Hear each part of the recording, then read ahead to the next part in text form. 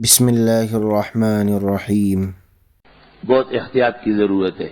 یہ ہمارے بعض ساتھی امتحان دیتے ہیں تو روزہ نہیں ہے، کوئی بڑے دفتر میں کام کرتے ہیں بہت زیادہ روزہ نہیں ہے۔ انا للہ و انا، روزہ اتنا کمزور ہے، ایک امتحان بھی اس کو ڈسمس کر سکتا ہے، ایک دفتر بھی اس کو دھکا دے سکتا ہے۔ ایسے امتحان کو رہنے دے اور ایسے دفتر پہ لعنت بھیجے کہ جس میں آپ اپنے اللہ کو ناراض کر رہا ہے اور اپنے دین کے فرائض پر ہتھوڑا چلا رہا ہے۔ ایک مہینہ نہ صحیح۔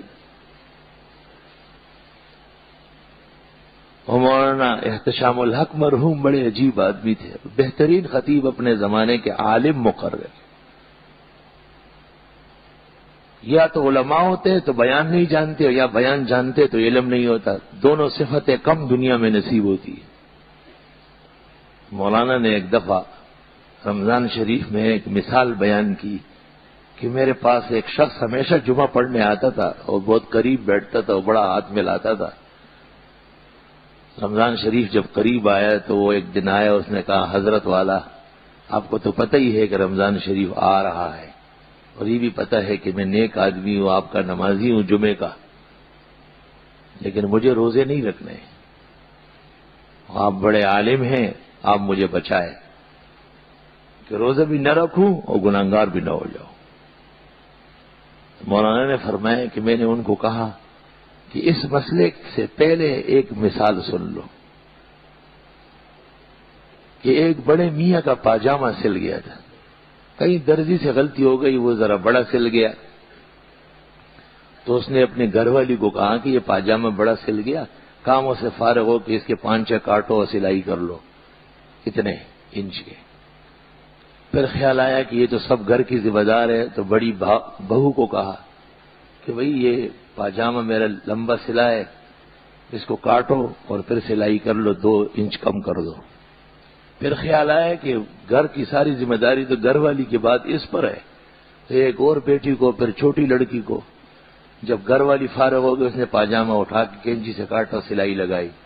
پھر بہو بڑی فارغ ہو گئی، اس نے بھی کاٹا، سلائی کی۔ پھر بڑی لڑکی کو موقع ملا، اس نے بھی 5-6 کاٹے، سلائی کی۔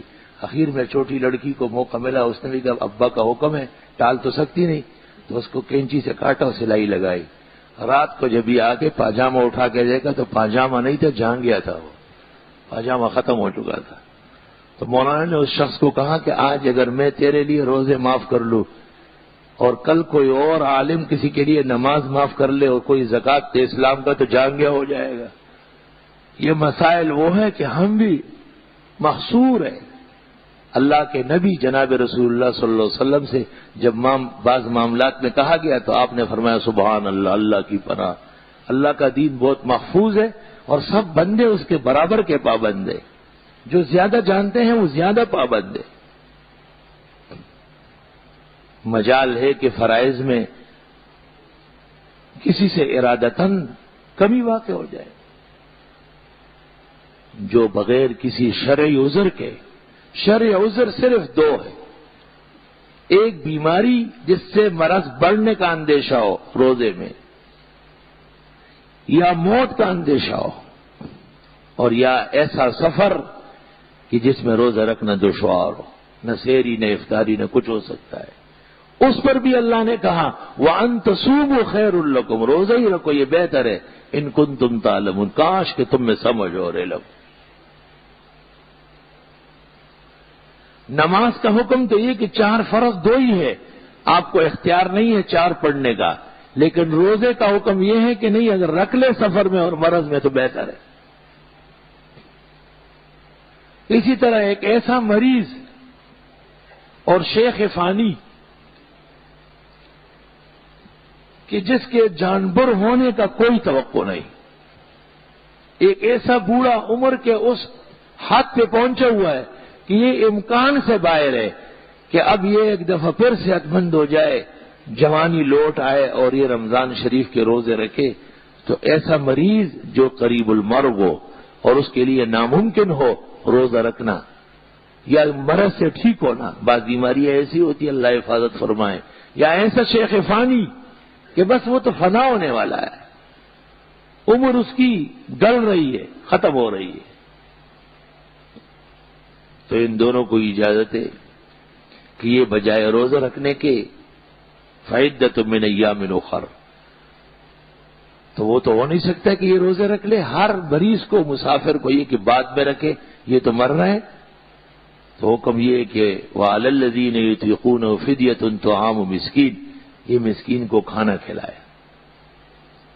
ایک روزے کے عوض ایک مسکین نادار مسلمان کو 2 وقت صبح اور شام، یا 2 مسکینوں کو 1 وقت کھانا کھلائے۔ انس سے بخاری میں مروی ہے کہ خبزن و لحمن، روٹی اور گوشت کا سالن۔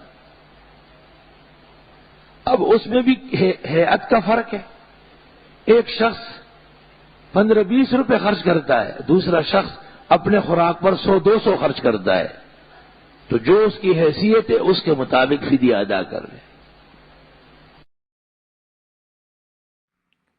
مفتی ظفر علی خان رحمۃ اللہ علیہ کے مزید قیمتی بیانات، علم حدیث اور تفسیر کی باتیں سننے کے لیے ابھی اس چینل کو سبسکرائب کریں، بیل آئیکن کو دبا دیں تاکہ ہر نیا بیان آپ تک فوراً پہنچ جائے۔